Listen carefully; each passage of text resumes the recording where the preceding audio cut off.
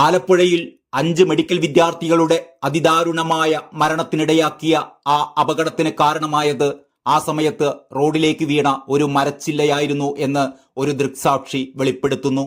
അപകടം നടന്ന സ്ഥലത്തിന് തൊട്ടടുത്ത് താമസിക്കുന്ന ഒരു വീട്ടമ്മയാണ് ഇക്കാര്യം വെളിപ്പെടുത്തിയത് എന്ന് ഒരു ഓൺലൈൻ മാധ്യമമാണ് റിപ്പോർട്ട് ചെയ്തിരിക്കുന്നത്. സംഭവത്തിന് മുമ്പേ റോഡിൽ മരച്ചില്ല വീണ് കിടക്കുന്നുണ്ടായിരുന്നു. അപകടത്തിൽപ്പെട്ട കാർ വരുമ്പോഴും ഒരു മരച്ചില്ല വീഴുന്നതായി കണ്ടിരുന്നു. അത് കണ്ട് കാർ ഓടിച്ച പയ്യൻ വാഹനം വെട്ടിച്ചപ്പോഴാണ് അപകടമുണ്ടായത് എന്നാണ് ഈ വീട്ടമ്മ പറയുന്നത്. അതേസമയത്ത് എതിർദിശയിൽ നിന്ന് വന്ന KSRTC ബസ് ബ്രേക്ക് ഇട്ടുവെങ്കിലും തൊട്ടടുത്ത് ഒരു ഇലക്ട്രിക് പോസ്റ്റ് ഉണ്ടായിരുന്നതിനാൽ കൂടുതൽ വെട്ടിക്കാൻ പറ്റിയില്ല. അപ്പോഴേക്കും കാർ ബസ്സിലേക്ക് ഇടിച്ചു കയറിയെന്നും ഈ വീട്ടമ്മ പറയുകയുണ്ടായി. സംഭവത്തിൽ പോലീസ് ഇവരുടെ മൊഴിയും രേഖപ്പെടുത്തിയിട്ടുണ്ട് എന്നാണ് അറിയുന്നത്.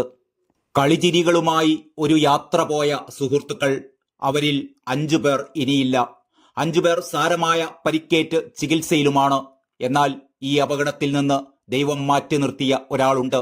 ഇവർക്കൊപ്പമുണ്ടായിരുന്ന 11ാമൻ ഷെയ്ൻ ഡെൻസ്റ്റൺ. പുറമേ നിന്ന് നോക്കുന്നവർക്ക് ഷെയ്ന് പരിക്കുകളൊന്നുമില്ല. എന്നാൽ ഷെയ്ന് കടുത്ത മാനസിക ആഘാതമാണ് ഉണ്ടായിരിക്കുന്നത്.